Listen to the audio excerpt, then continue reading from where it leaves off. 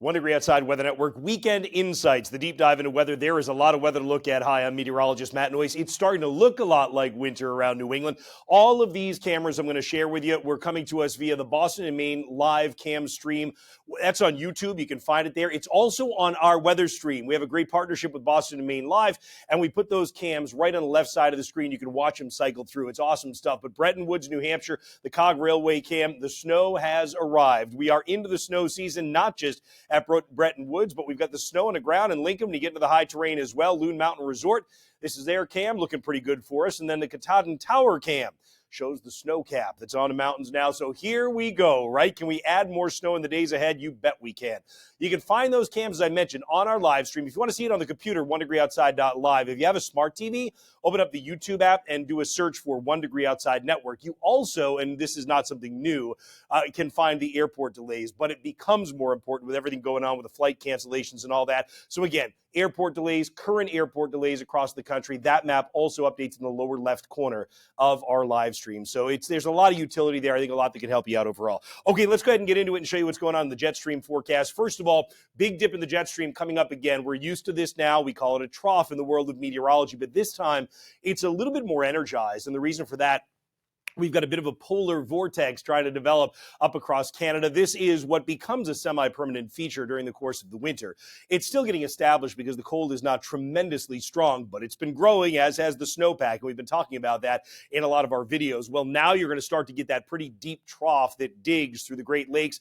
It's going to grab some of the cold and energy from the polar vortex, swing it through New England, and this returns snow into the forecast for the mountains. You can certainly see that input from the north when you look at atmospheric energy, where the yellows, the oranges, the reds indicate energy in the atmosphere. As I put it into motion, there is that cold energy center coming off of Hudson Bay. And as we go in through Saturday, you start to see some of the energy come at us. That's why we get some showers for tonight, Friday night, into Saturday, depending on when you're watching this video. They may have already happened. But as we get deeper into the weekend, more of that northern energy digs, starts to pull southern energy up that have some moisture with it. And this all arrives to New England as we get to the latter portion of Sunday night, and into Monday, with the center of that energy kind of settling right over Quebec, very close to us, and a lot of that energy still overhead in the whole first part of next week. This is Tuesday at 11:30. So you say, all right, well, is it cold enough to produce snow?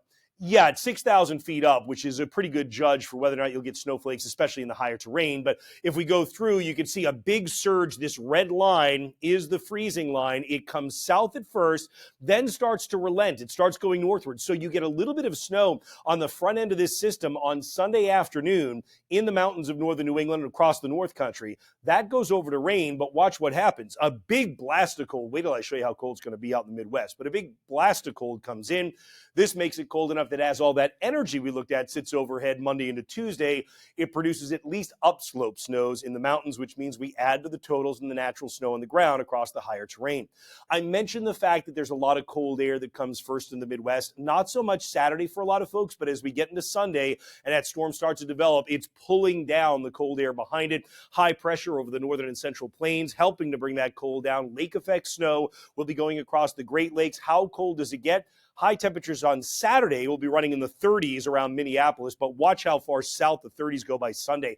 Highs in St. Louis struggle to get past 40 degrees, 30s from Omaha to Chicago, 20s when you get farther to the north. And again, that's that shot of cold that moves east and moderates as it comes into New England, but gets us cold enough to do the job to end up with some of the mountain snowflakes coming into play.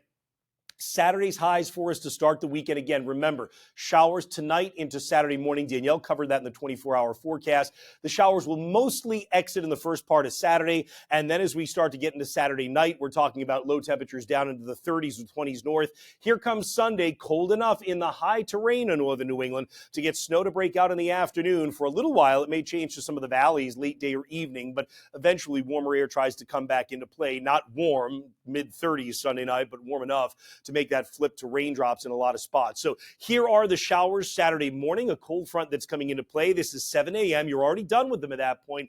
Pioneer Valley out to the Berkshires and eastern New York. A lot of the rest of us just finishing up with the showers. As we get toward noontime or so, they're gone. Last to leave the Cape and eastern Maine, but by noon, you've done that for everybody. So showers in the early going should not deter you from outdoor plans in the late morning or the afternoon. Sunday is dry a lot of the day. By 1 p.m., the showers are coming into western Connecticut, western Mass, now central and northern New England. A different story. Again, that cold enough air that it's a rain-snow combo. The snow mostly confined to the high terrain, but in the late day, you might be able to bring that freezing line down to the ground to get a mixture all the way to the valley floors. Sunday night, we bring the rain across a lot of New England, really during the afternoon, evening, and night. It's filling in. And then Monday and Tuesday, remember all that energy we have overhead, right? It's going to mean some scattered showers still around, scattered pockets of rain trying to pop up on Monday. Not that great of a day. Tuesday starts to dry out in southern New England. The wind picks up a little bit, but the upslope snows will be coming across the Green Mountains and the northwest-facing slopes of the Whites. So how much do we get, right? Well, let's stop things on Sunday evening because generally you've got probably about an inch or two. The light gray that you see is where we get a coating or maybe a coating to an inch. So again, you're pretty much going to have to be near and north of the notches for the most part. Maybe the upper valley could get just a little coating on some of the grass. Then there'd be some more to add to that as we head later into Monday night, and that's where you start to see the amounts tick up a bit, and this is where you get 4 to 6 up in snowmobile country around Pittsburg and Lake Francis and First Connecticut Lake when you come across northern Coos County. It's not a big wind event for most of us.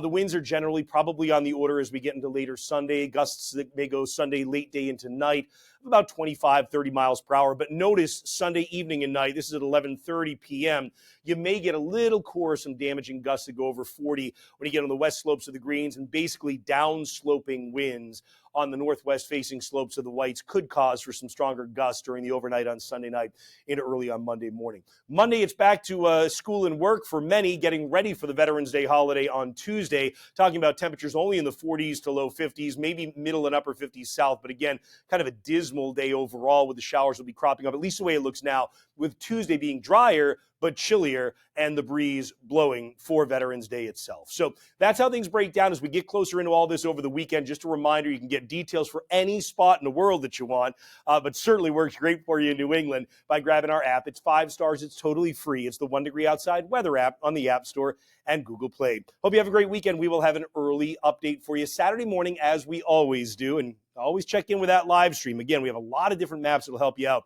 that update in that lower left corner and that great Boston, Maine live cam that you can see on there as well.